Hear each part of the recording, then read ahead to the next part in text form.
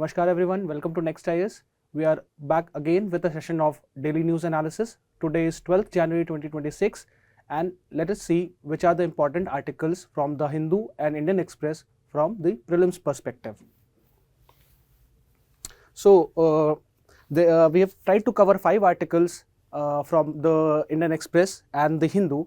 The first of it is, should the age of consent be lowered? So this is a prominent debate which has sparked in the recent times with the likes of senior advocates Indra Jai Singh and others taking up the issue. So we see the article being featured on the editorial page of the Hindu as well as the explained section of the same paper.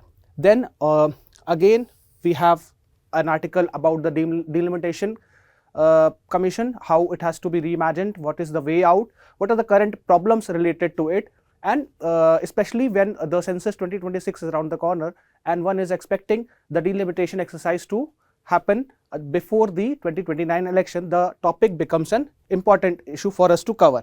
Then the next article is about the Arbitration Council of India, how even after the 2019 act being enacted, still the council has not been functioning and is yet to be constituted. The fourth article which we will cover is about the selfie and penny drop made mandatory as KYC norm for crypto customers in India. So the article will be about what are the crypto regulators, how they are regulated in India and associated issues. Next we'll see about the Zehanpora Stupas and its relation with Kashmir's Buddhist past. So we'll be looking at different types of stupas in here and what are their importance also when it comes to prelims point of view. So let us begin with the first article, should the age of consent be lowered? So that is the topic at hand for us. This has been covered in 2 articles today in the Hindu newspaper. One is on the editorial section which gives us an idea with significant data being covered. That is not that important from the prelims perspective, but the explained section of the Hindu explains about the various concepts of age of consent, the laws related, what are the arguments in favor of such a law and what are the challenges here forward and the road ahead. So the short summary says India's debate on the age of consent has resurfaced amid a sharp rise in POSCO cases. So why it has resurfaced? First of all, we talked about the debate being surfacing due to the likes of senior advocate Indra Jai Singh taking it up in the court. Then there has been rise in the POSCO cases that has been involving consensual adolescent relationships as such. So that is the issue at hand. Fine. Again, there has been a blanket criminalization of consent below 18 years and that has raised the issue now. Fine. So let us move ahead and see what are the current legal positions in India. So before we move ahead, let us try to understand what do we mean by age of consent. So age of consent is legally defined as an age where an individual can consent to sexual activities in India. Currently it is defined as at the age of 18 and is governed by the Protection of Children from Sexual Offences Act 2012, that is the famous POSCO Act. Fine. So what are the points to be remembered here? The current age is 18 years defined under the POSCO Act. So let us again see what are the sexual activities involving a person below 18 that has been criminalized.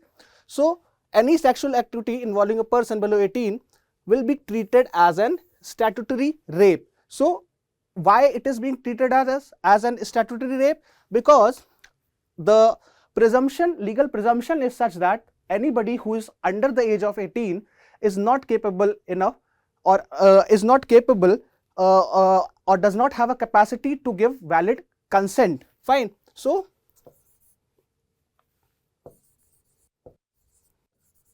does not have capacity to give valid consent, rather valid and informed consent. So that is the legal presumption on which the provisions have been drafted. Fine. if any consent is available by the one of the parties who is minor, then that consent is legally irrelevant to the cause. That is the one of the more corollary drawn from the presumption. The Act POSCO, it features, it's a gender neutral provisions are there. There are strict liability associated with each person, and section 19 of the same act, it mandates mandatory reporting. So any person who has the knowledge or it suspects that there can be some kind of sexual activity related to such provisions which has already happened or is likely to occur, then they have to mandatorily report it to the authority or nearby juvenile justice homes as such. Now at last, let us check what is the objective associated with such an act. So the objective is absolute child protection, even at the cost of recognizing adolescent consent. Fine. So that is the objective at hand. Let us again revisit why the debate has emerged. So we have already discussed about the the issues being taken by prominent lawyers as such. The immediate cause is the judicial triggered caused by the Supreme Court judgment in State of UP versus Anurag and others. So in this case, the Supreme Court has acknowledged that the growing criminalization of consensual romantic relationship is a cause of concern, and thereby it has asked the union government to consider corrective measures. Fine, because that is some sort of mismatch with the current social realities, and the court has seen and taken it up as an issue which needs the attention of the central government also. What are the empirical evidences which the court is relying on, or what is for us to take also? So there was a study of approximately 7,000 POSCO judgments between the 2016 and 2020, and amongst 1/4, nearly 24.3, that is 1/4, were involving romantic relationship between the consensual adolescent people. Then 82% of those victims, they refused to testify against the accused. So the case absolved. There were judicial pendencies as such which was involved, and at the end there was no testification against the accused. Fine. So that adds to the judicial burden again. Next we have surveys such as NFHS and other studies have also shown that adolescents, they often form relationship between the age of 18. Fine. I can give you some data out here. So as per NFHS 4, so nearly 11% of the girls admit to having first sexual experience or encounters below the year of 15, and this number, it rises to 39% when it comes to first sexual experience below age of 18 years.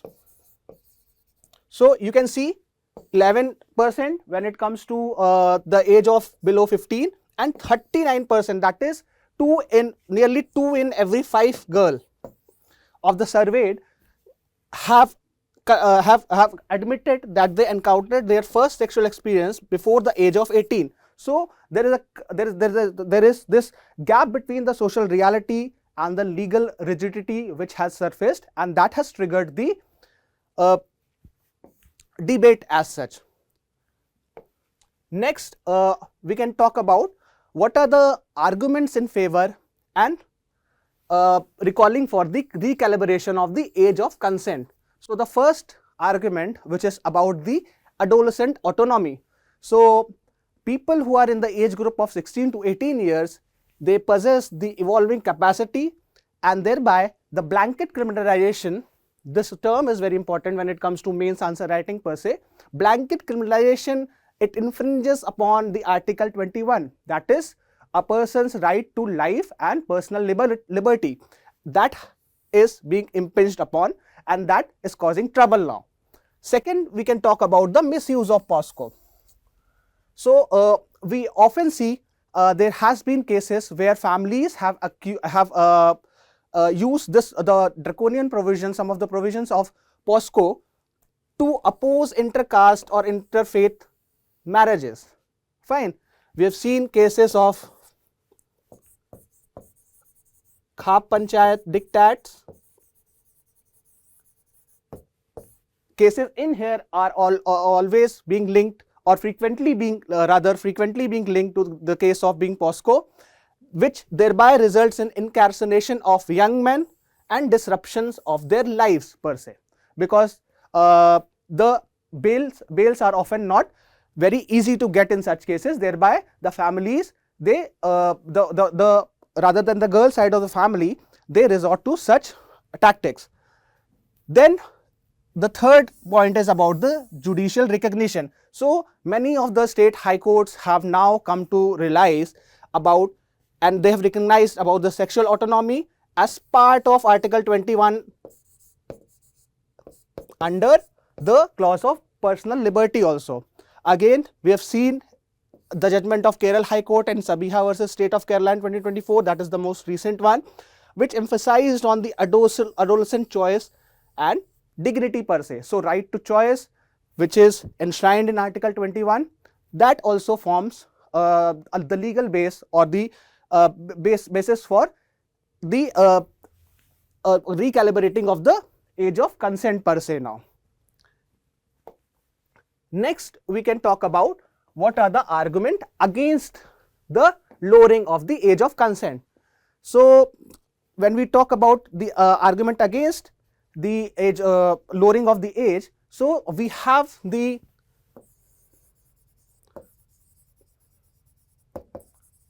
Law Commission's 283rd report. Fine. So this report, it says that lowering the age of consent, it will render the POSCO as a paper law, and it could mean an increase in cases of trafficking, prostitution, rape and other atrocities, especially when it comes to women. Fine. So this was the observation of Law Commission, which did not recommend for lowering the age of consent. So we have the case of diluting child protection we can form over here. So India faces risks of grooming, trafficking, abuse by the authoritative figures. We have also seen the case of the MLA case, where there is a very popular case which is going on in UP, in which a popular MLA has been framed under this charges. Though Delhi High Court absolved him and gave him bail, the Supreme Court stayed on that bail order, and the action has to be followed, and we'll have to see what it goes. So this is a popular case which got remanded to me. Then the consent that may be illusory. So we have already talked about it, where we said that the child the child lacks the capacity to give that valid consent, that the legal presumption which we discussed in the first page itself, that the child lacks legal that capacity that to give valid consent is also to be there. Then the legislative consensus. So Justice Verma Committee in 2013, it recommended that the Parliament should lower the age of consent to 16, but the Parliament itself raised it to 18. Parliamentary standing committees in 2011, 2012 and 2013 have opposed such a dilution. So the Parliament in past has already, through the bright line rule, there's a rule known as bright line rule. What it is? When there is no grey areas, there is clarity in thought amongst the legislature, then that legislature is called to be based on bright line loan, and that Parliament is very clear when it comes to age of consent, and it has fixed it to be at 18 years. So there is a consensus among the legislators, and thereby there is no need for the age of consent to be tinkered over here. Then the last point we can talk about is the deterrence value. So the proponents, they talk about that the strict POSCO provisions, it acts as a strong deterrent. Fine. So the lowering of this age, that may weaken the enforcement of such an act against the exploitation. Fine. Again, coming to the historical evolution of such age of consent concept in India. So before the initial law which deals with it was the IPC of 1860, which stated age of consent at 10 years. Then subsequently it was raised to 12 years through the Age of Consent Act 1891. In the 20th century, this age was raised from 14 to 16 years, and subsequently by amendment in 2013, which we talked about in the previous slide as well, it was raised to 18 years from the 16-year mark which prevailed till that time. Fine. So we can see that this trend, it's a progressive trend which has taken place. Fine. Rather this side. The arrow should be on this side. So subsequently the age of consent has been raised, and it shows a progressive line when it comes to this concept per se. Fine. I'd also like to add that till 2012, the provisions were considered under section 375 of IPC, which defines rape. So here the age was considered to be at 16 years, and subsequently we talked about that an amendment was made in 2013, and thereby the age was raised to 18 years. Now it is presently in the section 63 of Bharatiya Nyaya Samhita. Fine. One concept which one should remember here is there is a difference when it comes to age of consent and age of marriage, rather permissible age of marriage. So we have seen how age of consent is defined and under which laws it is defined. Now permissible age of marriage, it is fixed at 21 for males and 18 years for female. This is there in Prohibition of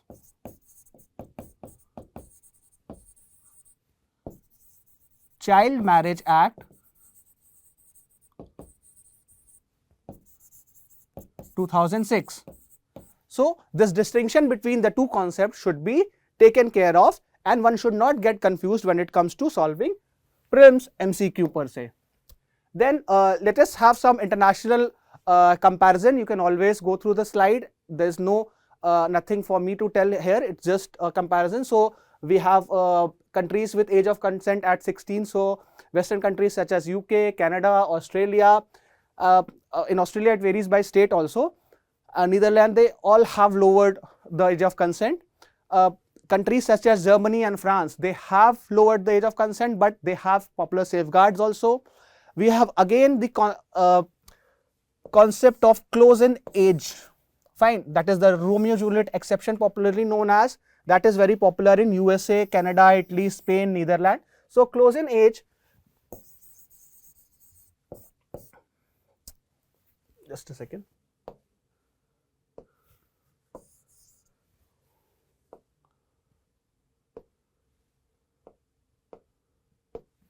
So close-in age,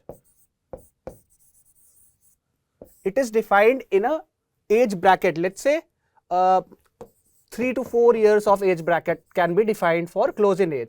So anybody having consensual sexual activity between the age of, let's say, 15 to 18 years, if the partners are between these two brackets, then they will not be criminalized or penalized per se. So it decriminalizes consensual peer relationship. That is why the word peer relationship, because it is between a age band which is there and that of small age gaps per se, and it should not be that something age band of 10 years is there. No, that cannot be a case. It should be ideally less than 5 or 4 years at max. Fine. Let us also look at the constitutional dimensions when it comes to the issue. So Article 21 we talked about in the part where the pro changes were there. So autonomy, dignity, personal liberty is at stake. Article 15(3) which provides special protection for women and children, and no discrimination based on sex explicitly has been given. Article 39(f), part of the directive principle, which recognizes protection of children from exploitation per se, and the UNCRC, which recognizes children as having evolving capabilities and thereby they must be evolved enough to give their consent per se. A core point of contention when it comes to such an issue, the proponents talk about that the state starts acting as a father figure, which is popularly known as the concept of parens patriae. Fine.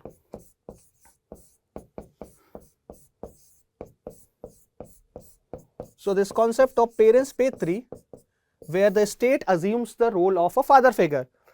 The proponents, they claim that the state does not have a moral authority when it comes to acting like a father figure, and the individual has immense capability, evolving capability to decide on his own of choices of his personal liberty, and thereby the state should restrain from such an activity. Fine. Next we can talk about what should be the way ahead. So the middle path is the way ahead as propounded by Buddha himself. So there should be some policy oriented solution rather than having the blanket penalization. We should be looking at the solutions such as the popular ones of close-in age exemptions. I've already explained what is meant by that clause. So anything in the band of less than 3 years can be proposed in here. Fine. So one should decriminalize consensual relationship among 16 to 18 year band group, then limit the age gap.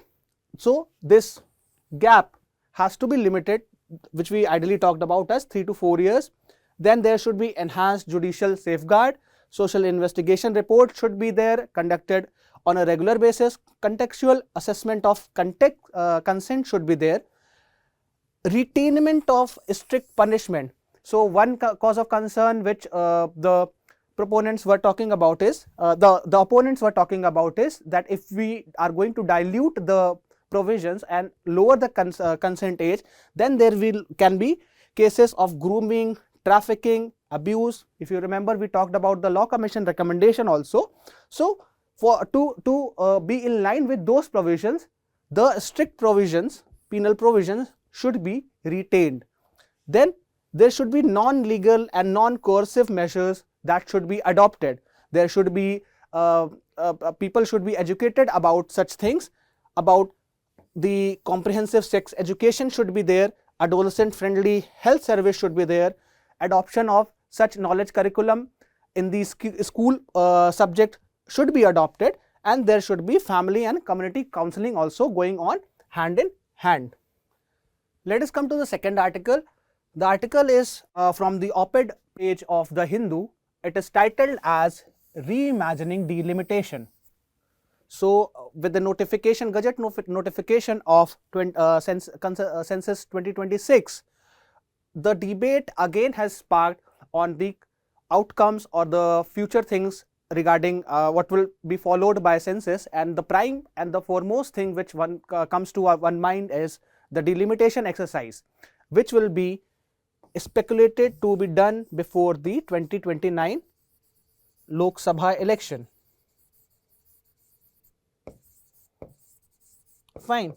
So the article here talks about what are the historical backgrounds to such an exercise, what are the reservations of the southern states regarding and what is the most probable solution which one is likely to have. We are not concerned with the mains part of the syllabus per se, the article suggestions per se, but we'll be looking it more through the prelims perspective. Fine. So the short summary says that with the delimitation expected after the next census, which we talked about in 2026, it has been notified, and before the 2029 Lok Sabha election, India faces a critical constitutional moment. The process through constitutionally mandated risk creating regional imbalance. So that is one of the foremost thing one is concerned about, particularly disadvantageous southern states that have successfully controlled population growth. So we'll be looking forward to what were the concerns, why the southern states are at disadvantageous positions per se. Fine. So that is the debate all about, and let us move ahead. So let us move forward and ask ourselves what this delimitation is all about and why it matters in the first place. So the delimitation, it is the process of fixing the number of seats and boundaries of the territorial constituencies where in the Lok Sabha and the state legislative assemblies. Fine. It also involves the process of determining the seats that are to be reserved for the category of scheduled caste and scheduled tribes within these houses per se, that is the Lok Sabha and legislative assemblies. A distinction here should be made that the process only involves fixing of seats of Lok Sabha, that is the House of People, and the state legislative assemblies. So we do not have the case of Rajya Sabha here,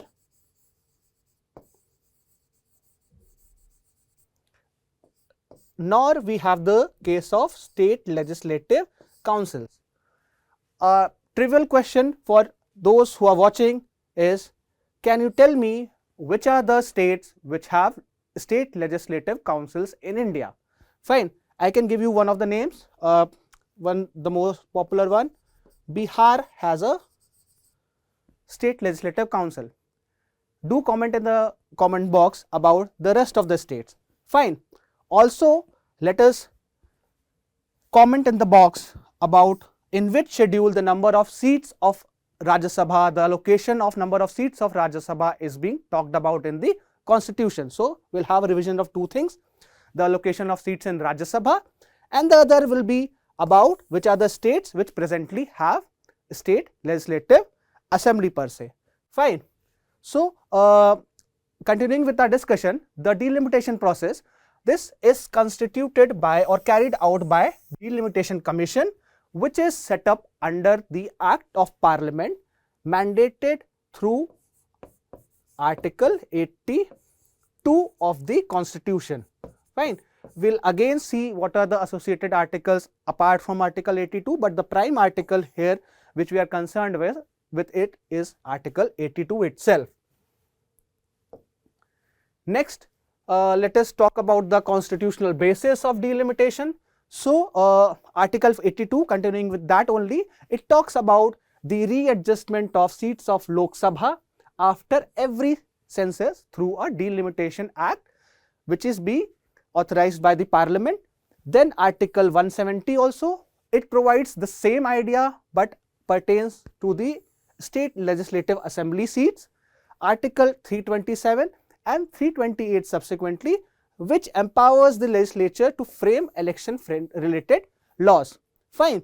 Thereby we arrive at a conclusion that delimitation is a constitutional obligation and it's not something of a discretionary political exercise. Fine. Let us move and quickly look at the historical evolution of the idea of delimitation in India. So, when we look at the pre-independence era, so it was conducted through the Government of India Act of 1909, 1919 and 1935, but the idea was limited it was based on communal representation, separate electorate, the idea of separate electorate, and it was not, very importantly, based on the idea of universal added franchise. So there was no parity when it comes to individual on the basis of votes per se. Fine. Coming down to the important area of the post-independence. So post-independence delimitation, it started just after the enforcement of the constitution per se. The first delimitation commission was set up in 1952, next in 1963, subsequent in 1973, and thereby in 2002. So there is a UPSC PYQ, UPSC Prelims in 2024. It simply asks us how many delimitation commissions have been set up till date. So the answer is 4 per se. Fine. So that was an easy throwaway question which UPSC asks us, and if we knew about these dates, these years in which the commission was set up, we would have gained a +2 there. Fine. We have to know that these were done after subsequent census per se. So after 1951 census, 1961 census and 1971 census, the subsequent exercise, these 3 were done. We'll talk about this under a separate heading because that's a special case per se. So coming to the first delimitation commission, the exercise per se, it was carried by the president. So it was carried by the president with the help of election commission in 1950-51.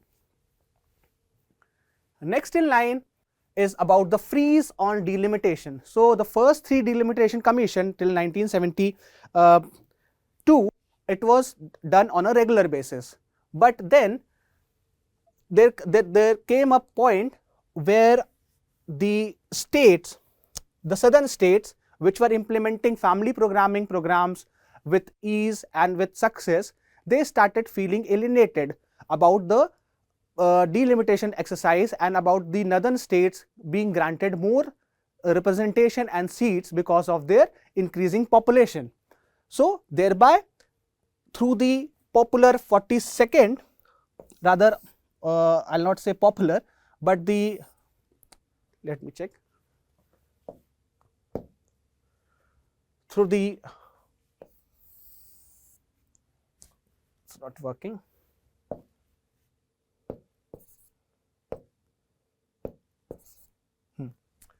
through the 42nd constitutional amendment, fine, the act, it froze seats of Lok Sabha and state legislative assembly until 2000, the year of 2000. The objective which we talked about was to prevent the penalization of the states that were implementing the family planning program successfully, and that this act, it marked the first constitutional recognition of the demographic performance. So demographic performance was taken care of, and subsequently the act recognized that thing. One of the things we would like to add here is that the Constitution of India, it mandated the allocation of seats in Lok Sabha based on the population of each state, and there was a ratio which was fixed. So the ratio was on the seats and the population. So this ratio, this was fixed to be same for, this ratio, seat to the population was fixed for each state, and it should be roughly be uniform for each state. But because the states with growing population were outperforming, so they gained more number of seats to keep this ratio fixed for each of the state, and thereby the problem arose, and thereby the constituent amendment was done in 1976 per se. Next we can talk about is the 84th constitutional amendment. So 42nd constitutional amendment per se, it fixed the deadline as the year 2000. So subsequently, in the year 2001, the 84th constitutional amendment was enacted, and it extended the date of freezing of seats of Lok Sabha and state legislative assembly up till the year 2026. So this is the year in which we are standing, till which the number of seats of Lok Sabha and state legislative assemblies are freezed. And after that, after the census which is conducted after the year 2026, there would be a delimitation. There has to be a delimitation as per the constitutional provisions. What it allowed was the redrawing of the constituency boundaries, but ensured that there was no increase in the number of seats, because there were increase in the population of states per se. So there were to take in count the realities, the present realities of the times, the internal redrawing of the constituencies were being done. Suppose there was a constituency which was, there is A, this is B and C. So these boundaries were being redrawn to accommodate the population realities of that time. Fine. Subsequently, there was another constitutional amendment, the 87th Constitutional Amendment Act of 2003, that allowed delimitation to be based on the 2001 census. Fine. So this redrawing was to be based on which census data? Not the 1971 data, which was the last census on which the last delimitation commission was based, but on the data of the 2001 census. Fine. While retaining the frozen seat framework till which year? Till the year of 2026. Fine. And subsequently, the delimitation commission exercise was carried out between the years 2002 and 2008. So the present constituency territorial lines which exist is from the delimitation commission order of 2002-2008. The census data on which it is based is the 2001 census, but the number of seats data which has been used is still that of 1971. So that is the point of difference, and that has to be noted by you all. Fine. Next is about the delimitation commission. Let us quickly learn about that. What are the institutional safeguards? So the commission is appointed by the President of India and works in synchronous or in collaboration with the Election Commission of India. The composition, it comprises of a retired Supreme Court judge, Chief Election Commissioner of India, and the respective state election commissioners per se. Fine. What are the functions? We have already discussed that it determines the number and boundaries of constituencies to make the population of all constituencies nearly equal, identifies the seats that will be reserved for scheduled caste and scheduled tribes wherever their population is relatively large. So you must have seen that certain seats in our states per se or in different parts of the country are exclusively reserved for the community of scheduled caste and scheduled tribe to ensure fair representation to these communities per se, and that is done where they hold a significant number of population. The key point here to be taken is that the orders of such a commission, the delimitation commission, they have a force of law. So any order, it will have a force of law per se, and they are not subject to judicial review when it comes to Article 13. So their order cannot be challenged in a court of law. Fine. Why it is being done that it is not subjected to any judicial review?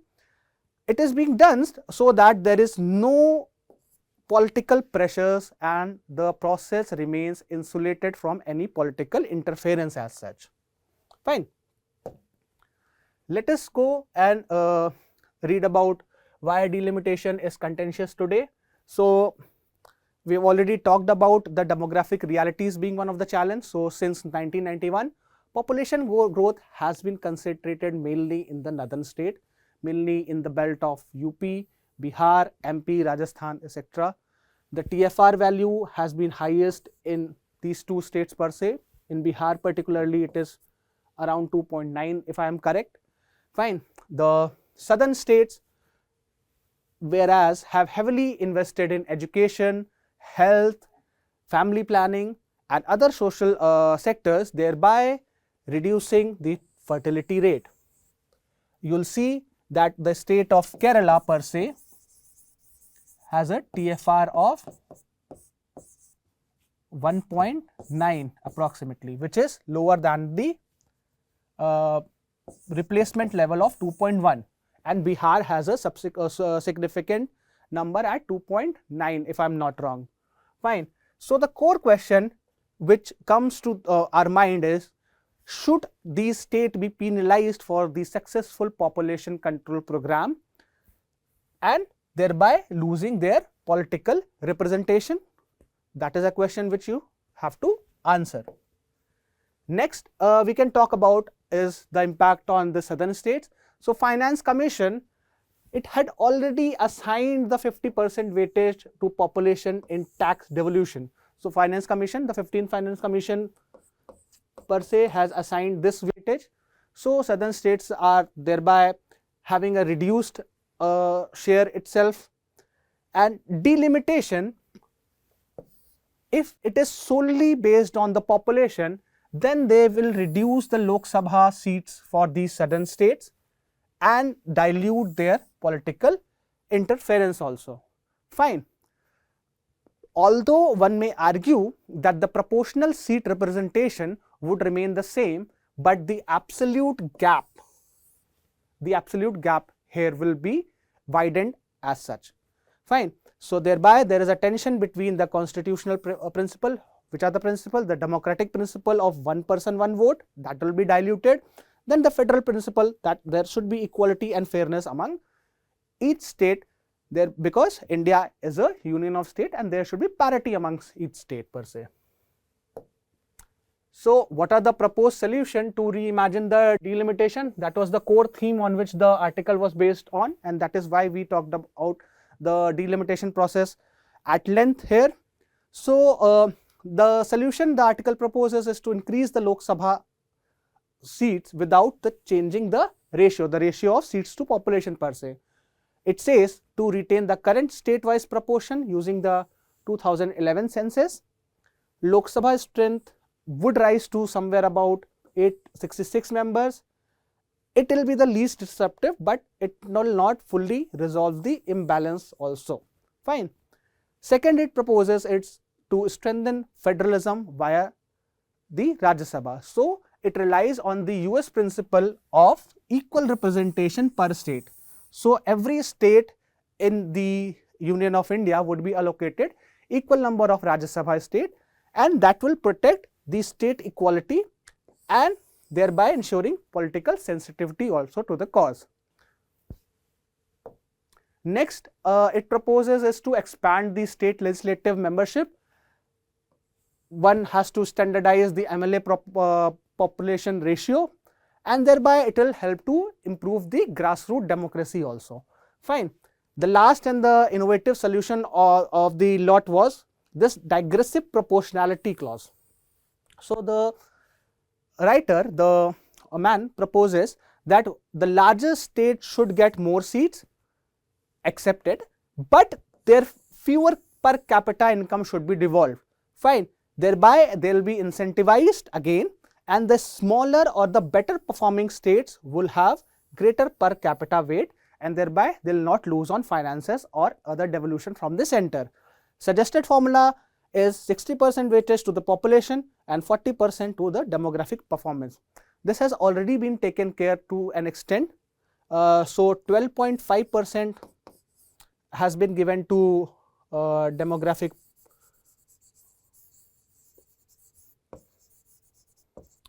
performance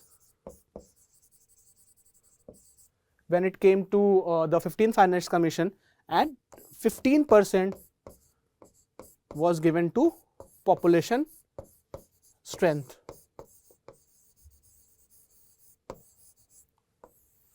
Fine.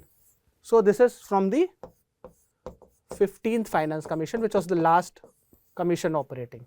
Fine. So the next article is about the non-constitution of the Arbitration Council of India, which is yet to be constituted even after the enactment of Arbitration and Conciliation Amendment Act 2019, which mandated for such a council to be constituted. Thereby it highlights the implementation gap which has occurred in the India's arbitration reform and the weakening efforts to promote institutional and international arbitrations. So that is the core theme which the article talks about. It's a small article, but we've taken it because per se of the importance of Arbitration Council of India. We'll see what the process of arbitration is all about, why it is important to the cause of India progressing as portraying itself as a progressive and ease of doing business nation, and other aspects. So let's move ahead. So the key points from the article per se is that the Union government is yet to constitute the Arbitration Council of India. We have talked about it a couple of times now, which was envisaged. Why it was proposed? First of all, it was proposed to regulate and promote institutional arbitration in India. So till 2019, we have relied solely on ad hoc arbitration in India. So there was no formal institutional mechanism or framework for arbitration in India, and it was mainly taken up on case by case basis. Though a law of that kind, the Arbitration and Conciliation Act, existed before 2019 also, but the institutional formalization or the institutional framework was proposed in this law. What the law officials argue is that India historically has been relying on the ad hoc arbitration. Corporate and PSUs, they took years to shift towards institutional arbitration. So there is a huge backlog, and thereby to get away with that, they are justifying the delay. With the institutional arbitration now gaining ground, ACI may be set up soon. So they are hopeful that such an institution will come up. One of the things I want to talk about is the former law secretary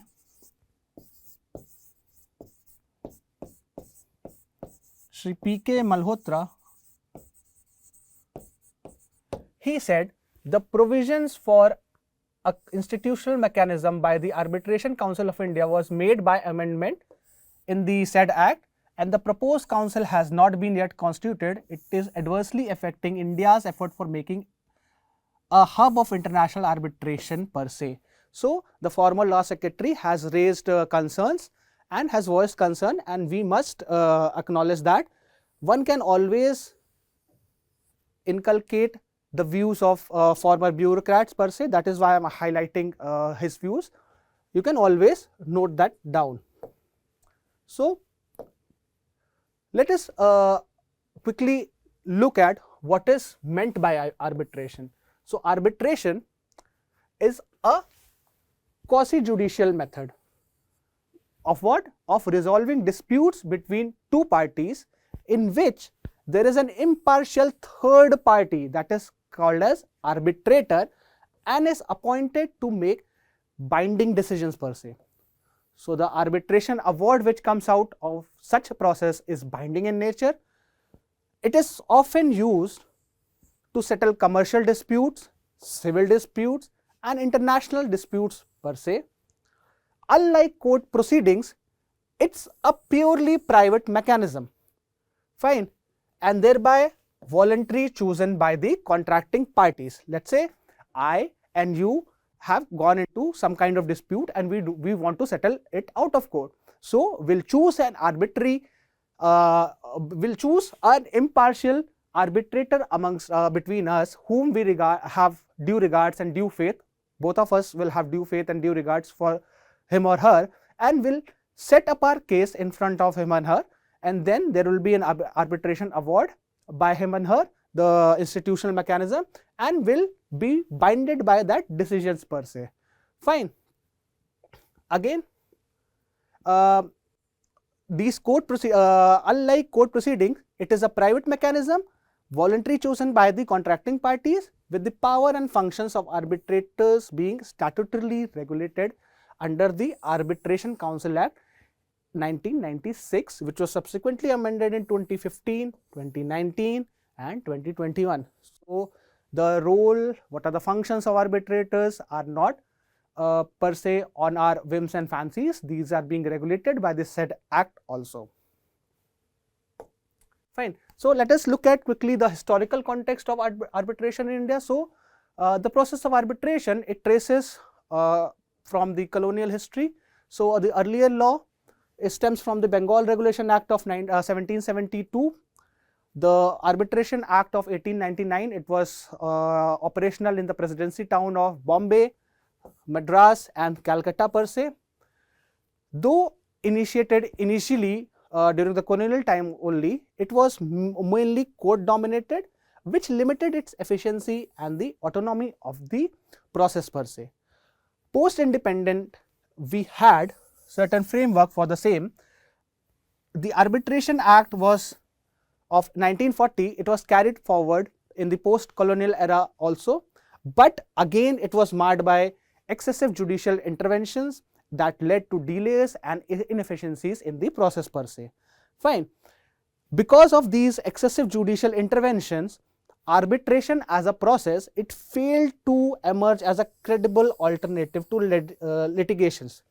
We all know that there is a humongous amount of judicial pendency which is there in the courts. Arbitration as part of alternative dispute resolution process can resolve and can lessen to that burden, but because of the excessive judicial intervention, the nature of integrated judiciary which we have, there are multiple appeals to such a process, and thereby the credibility of arbitration has failed per se. Fine. Again, what was the need again?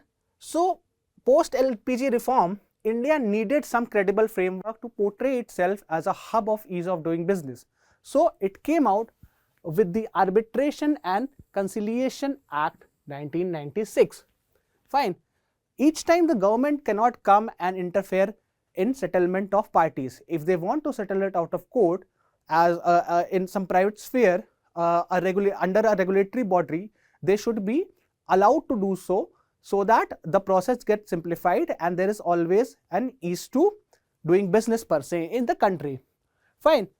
So, this law, Arbitration and Conciliation Act of 1996, it was enacted to align with Indian law with the unilateral model law per se. Fine. We'll see what this unilateral model law is all about. The key objectives here was to reduce the court interference and promote party autonomy, the two party or the multiple party which may be involved to hedge their autonomy per se. The limitation which again grew out of such a act was that it did not encourage institutional arbitration.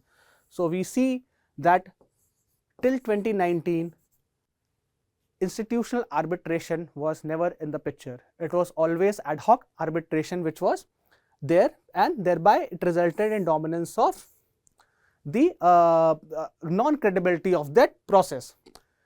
Coming to the reform phase per se, with the coming of NDA-1 government in 2014, it took up the mettle of reforming the whole process.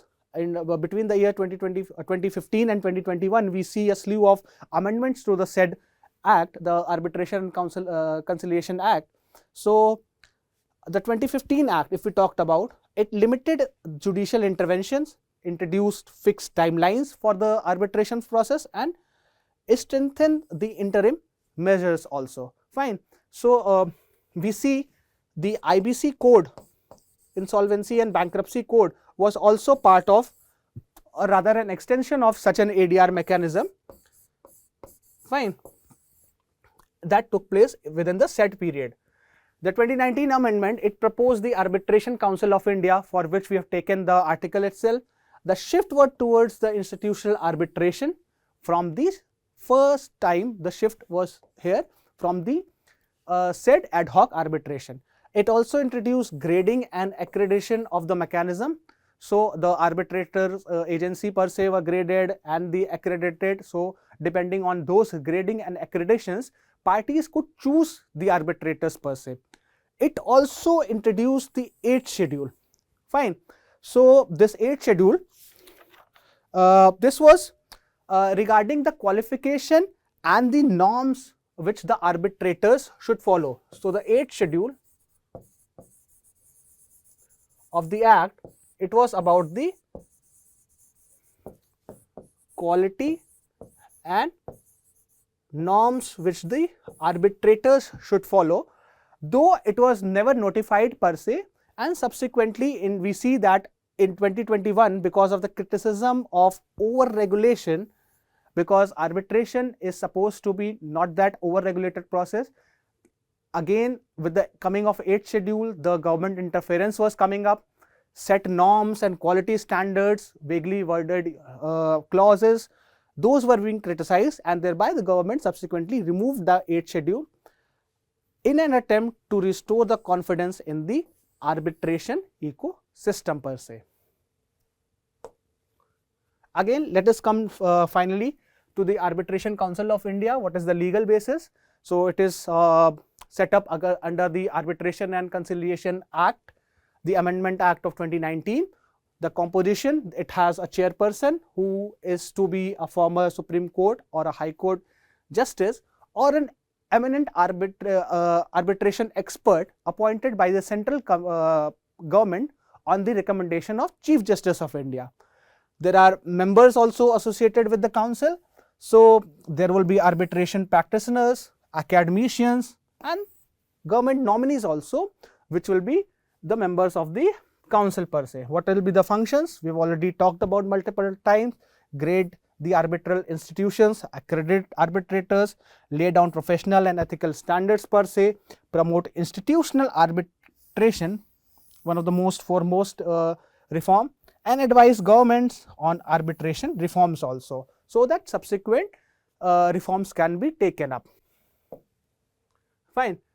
We've already talked about the ad hoc arbitration and institutional arbitration. What is the Indian trend? Historically, ad hoc was dominant per se. It is being institutionalized post the 2019 reform. Here the regulation is minimal.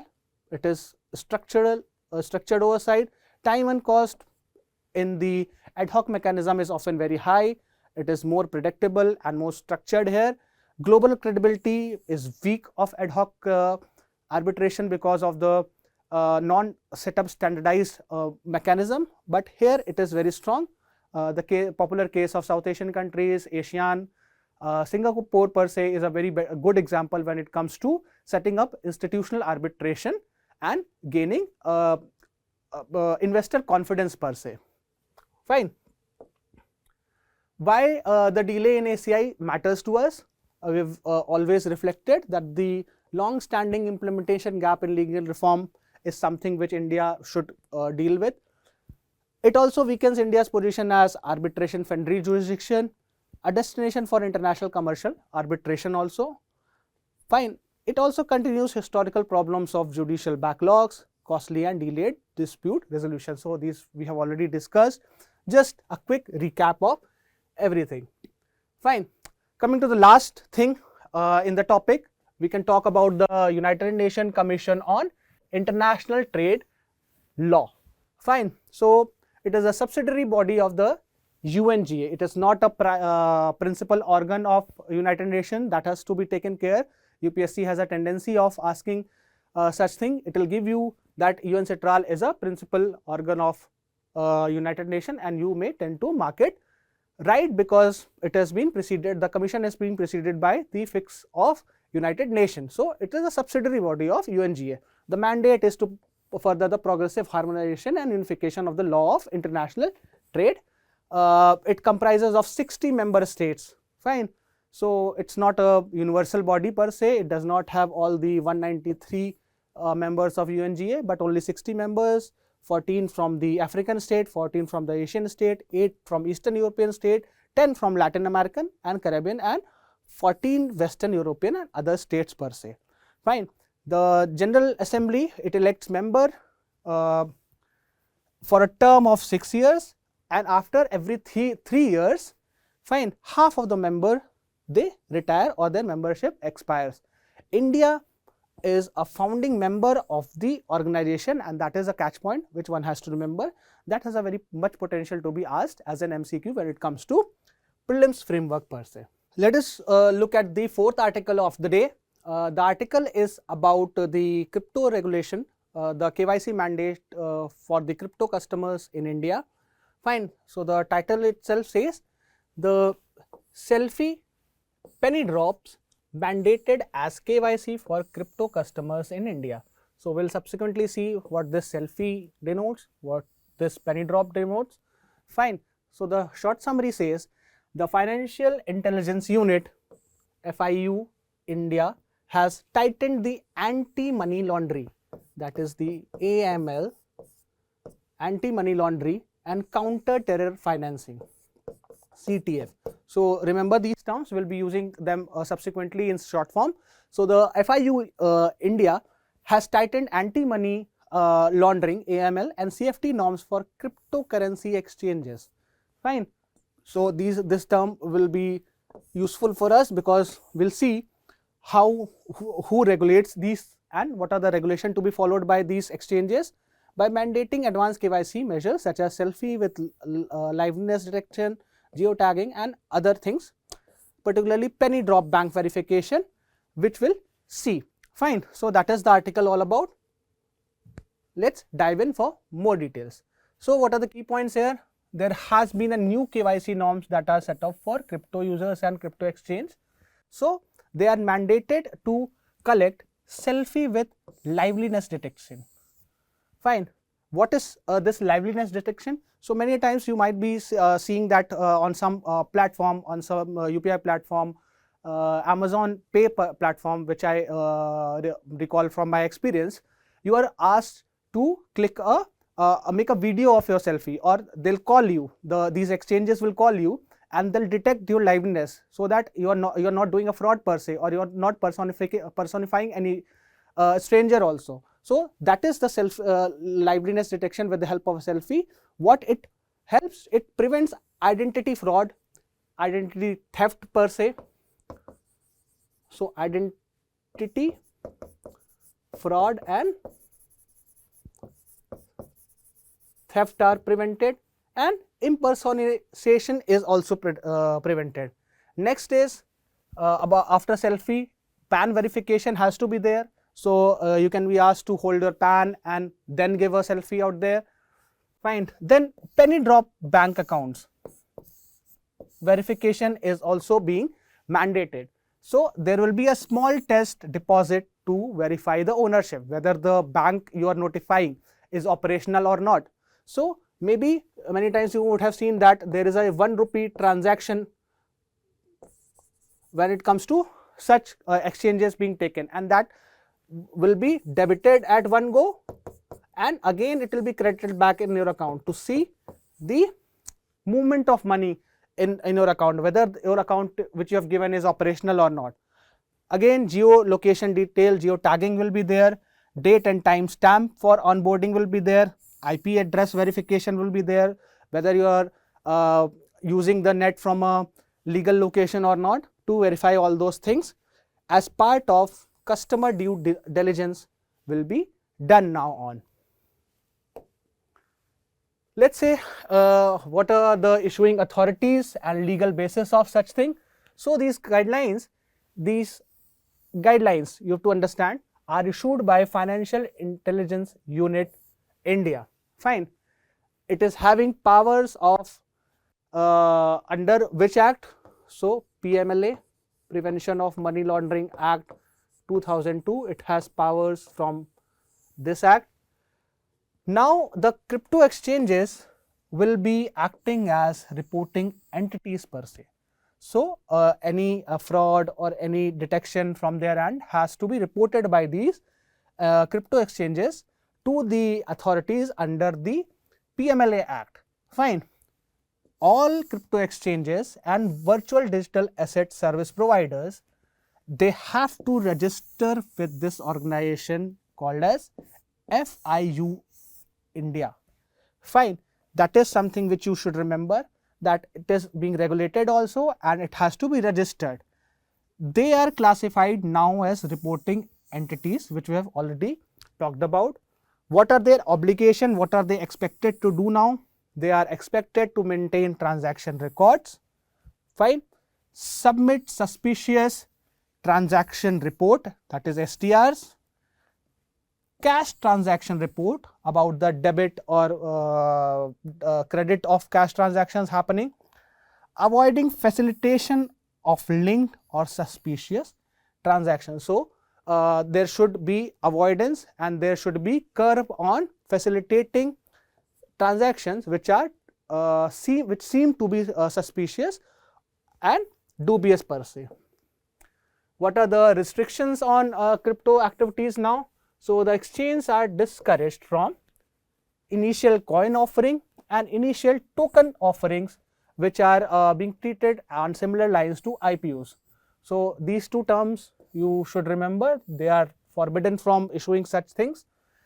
Then use of mixtures, tumblers and anonymity enhancing tokens are also discouraged, because these have encryption clauses and they are they cannot be deciphered per se, they cannot be broken without the encryption keys, and they can be used to launder money or anything as such. What is the aim of such things? Again, we have talked about to avoid money laundering, terror financing and proliferation of illegal financing. These measures are being adopted. Coming to the moot point of the day for this topic was, what is this Financial Intelligence Unit India? So, it is India's central financial intelligence body under the Ministry of Finance for anti-money laundering operation and counter CFT. These two terms you must be remembering from the first slide, related to the suspect financial transaction. What are the functions? It will receive the suspicious transaction report, cash transaction report from the crypto exchanges and virtual digital asset providers. So, these two will be providing these two reports to the FIUND. Then it will analyze financial data also, which has been submitted by this body to detect money laundering, terror financing and proliferation financing. It will disseminate intelligence to the enforcement bodies per se, to let's say Enforcement Directorate, Income Tax Department and other agencies. It will coordinate with regulators also, RBI, SEBI, IRDA, and it will act as India's interface with the Egmont Group of Financial Intelligence Unit. So, it will be India's representation at the global level for these kind of things.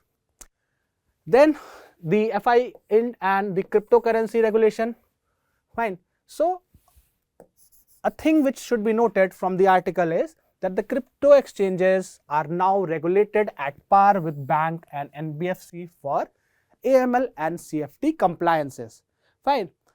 Mandated enhanced KYC that reflects on the organization's risk-based regulatory approach, fine. It aligns with India's crypto framework with the FATF recommendation, fine. Some additional information, we have already talked in some edition of DNA about virtual digital asset. I am just repeating for the sake of convenience. So, this term is now being defined in the Income Tax Act of 1961.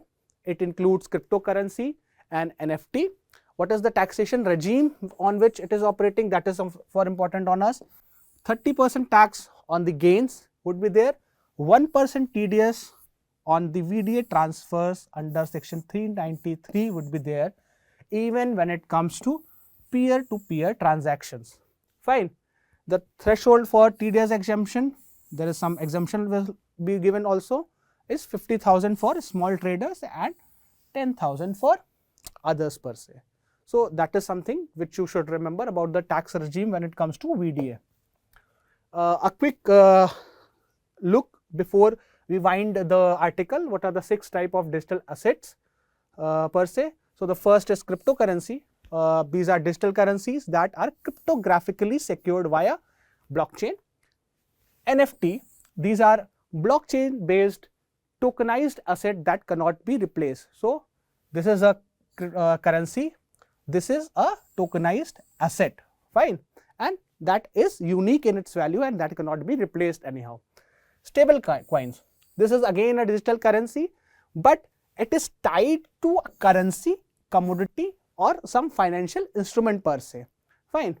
Again tokens, so tokens again is an asset, not a currency per se, that has been tokenized on blockchain on an existing cryptocurrency. So, some sort of serial numbering or tokenization has taken place on the existing cryptocurrency in these cases.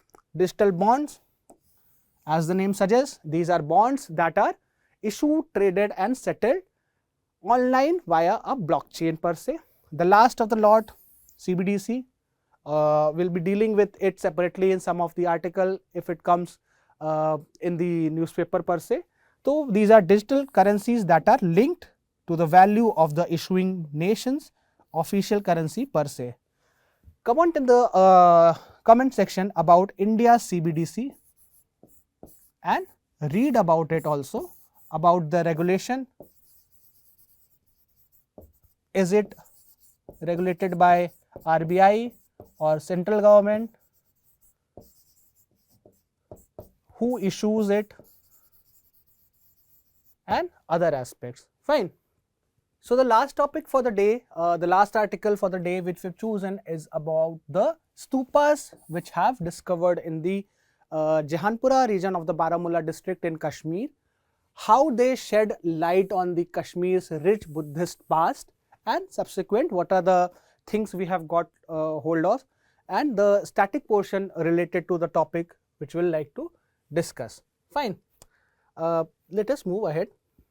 So, the key point from the articles which we have got is the discovery and the location. I have already told you in the article itself, first slide, that it is discovered in the Zehanpora village of the Baramulla district in North Kashmir. It has an estimated age of over 2000 years. So, it is a architecture of very old time, fine. The nature and type of the stupa which has been identified is the mounds earlier which it was thought of a plateau or a hill region. These are mounds which are resembling large Buddhist stupas that were constructed on a plateau per se, fine. We also found the evidence of a wooden superstructure above these stupas, and there were possibility of structural stupas with elevated platforms also, fine, and thereby which served as a circumambulatory path, the Pradakshina path, which is a key feature when it comes to stupan architecture, which we will see subsequently in the slides upcoming. Again, it is likely to be a commemorative or Uddeshika stupa as known. There are evidences of presence of multiple mounds in the areas, and the site may also have included votive stupas, fine, which was built by monks and devotees apart from being a Deshika stupa per se, fine. So, the excavation is going on, but due to severe winters down there, the excavation has been stopped and it is likely to resume when summer would be around. Let us go ahead and see the archaeological significance per se, fine. So, the excavation is being led by Center of Central Asian Studies, University of Kashmir and Jammu and Kashmir Department of Archive, Archaeology and Museums per se. Modern techniques such as drones and remote sensing are being deployed because it is an old structure. So, intrusive techniques cannot be taken care that way, fine. We have already talked about the pause being taken. The structure, it dates back to the Kushan period, fine, about the that was between the 1st and the 3rd century period. Comment in this comment section about the famous king, most famous king of the Kushan dynasty, fine. The metal also the metal of which the Kushans issued the coins of. Fine. The last point is about the global academic importance of the site. So the site, it featured in the French archival records. The French came down and researched the place, and the archival record in their museum shows off the place, and thereby a connecting dot with the European European documentation can be maintained for the said site also. Coming to the next part is about the Buddhism in Kashmir, the historical context. So the conventional text, they mention about Buddhism being introduced during the time of Ashokan per se, but the alternative accounts of Kalhana's Rajtarangini, it says that Buddhism predate the time of Ashok also. The popular text of Mahavamsa, it records Kashmir monks participating in the third Buddhist council at Patliputra. Homework for you would be to go and revise all the Buddhist councils per se. ठीक है? Name and sequencing first, second, third and fourth council. Who presided it? Fine. And what were the outcomes of the council. So this is something covered in static portion per se, and it is the very right opportune moment for you to revise these councils again, because the text we are talking about Mahavamsa, so that can be taken care when you are studying the third Buddhist council. So you can add it in your notes that it talks about Kashmiri monks participating in the Ashok's third Buddhist council, right? And it also confirms Kashmir, this finding, it confirms Kashmir as an early and important Buddhist center and not merely a peripheral region per se. Fine. Let us come to the static portion of it, which we'll like to cover is about the type of stupas and their significance. The first stupa, the most important of the lot, which we'll cover is the relic stupa, or known as the Shararik stupa. By the Devanagari or the Hindi part of it, we are clear.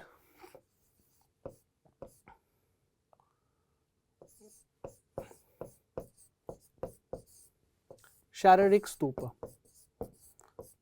So these stupa, what they contain? They contain the physical relics of Lord Buddha, the bones, ashes and other parts. So after Buddha was consecrated, the bones and the ashes were distributed by Ashoka amongst various parts, and wherever these parts went, their Shararik stupas were made up. Fine.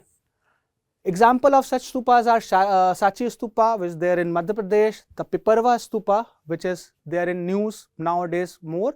Fine. That is also linked to Buddha relics. It is very important for you to again go and study about the Piparva stupa per se. Fine. What is the significance? As we talked about, it's the most sacred of the stupa because it contains the relics of Lord Buddha also, and thereby increasing its utmost importance when it comes to Buddhism. Because of such thing, it has become center of pilgrimage for the Buddhist monks and Buddhist Sangha activities also. It symbolizes Buddha's continuous presence after the Mahaparinirvan per se. Next in line is the object stupa or the Paribhogika stupa. What this one contains? This one contains the object which were used by Buddha during his lifetime. These may contain some of his belongings like bowls, spoons, or robe or the staff, which were associated items per se. What is their significance? Again, it represents Buddha's earthly life and the teachings also. These are there. These are consecrated, in which the relics of Buddha were not available. So people, they wanted some sort of memorization of Buddha, and they distributed the object which are used by Buddha in his earthly life amongst themselves and consecrated subsequent stupas also. The third of the lot is the commemorative stupas, the Uddeshika stupa. So what are these? What are this purpose? So these were built to commemorate the important event in Buddha's life. Fine. So there are important events, let's say birth, enlightenment, first sermon, Mahaparinirvan, the death. So these stupa, they represent some of the important events. So you will find stupa built in Lumbini, Bodh Gaya, Sarnath, Kushinagar. So Kushinagar is related with the Mahaparinirvan, Sarnath with the first sermon, enlightenment at Bodh Gaya, and birth in Lumbini per se. So you will find the Uddeshika stupa in here. I would like to again give you a task. What are the different symbols? So there are two sects per se when it comes to Buddhism, Mahayana and Hinayana Buddhism. Hinayana, the lesser wheel, the older one. So it does not worship Buddha in human forms per se, but through some symbols also. So let me know, or rather you can revise, what was birth being signified by, what was enlightenment being signified by, what was the first sermon which was signified by, and the last, the Mahaparinirvan. Fine. So what are the symbols that was used for such life events of Buddha? Let me know in the comment box and add to your notes also. So, and the significance, again, it played a major role in secularizing the geography of the region per se. The last of the lot is the votive stupa. These are the small stupas that are built by monks, the Sanghikas and the devotees, and they act for these are made for the act of merits or for gaining punya out of it. They are found near major stupas and monasteries per se. So we've seen that the Zehanpora stupa nearby around it, some votive stupas are also being excavated. They reflect popular participation in Buddhism and of the lot. Towards the end, we'll like to see on the Buddhist legacy in Kashmir. So major Buddhist sites which the article covers is about the Harwan site in Srinagar, Kanishpura, Ushkur, Zehanpora, Parhispura in North Kashmir, Semanthan, Hutmur, Hoynar, Kutbal in South Kashmir.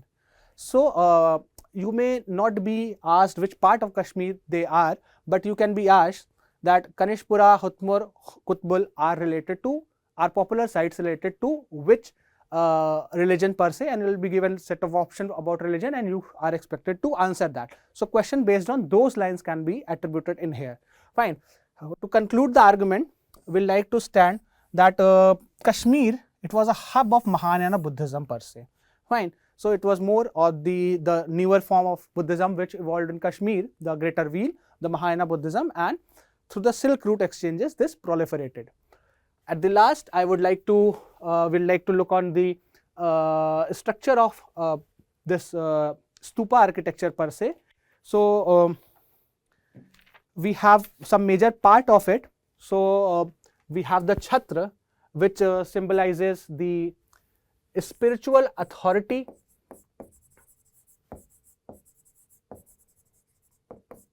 fine, spiritual authority or royalty per se.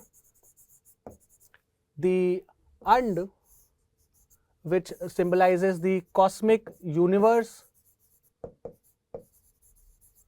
fine. Then we have the Harmika. So Harmika, or the it symbolizes the abode of God. Holding the chhatra is the Yashti. Yashti is the axis of universe. Fine. That is all. And the last is of the Pradakshina Path. So around this Toran, between there's a gap. So that is the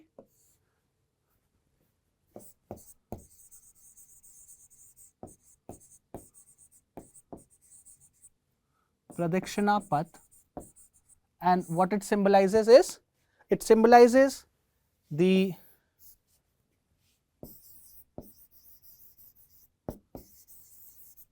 path of enlightenment. So, by doing a pradakshina, by doing a circumambulation of the said stupa, one is ought to attain spirituality, one is ought to attain enlightenment as Buddha did, and thereby such a path has been made. You'll also see in popular modern structures of temples, etc., such a part has been incorporated also. Fine. I hope you had a good learning of the things. Please do comment in the section about the questions which I have put up in here, and thank you and have a nice day.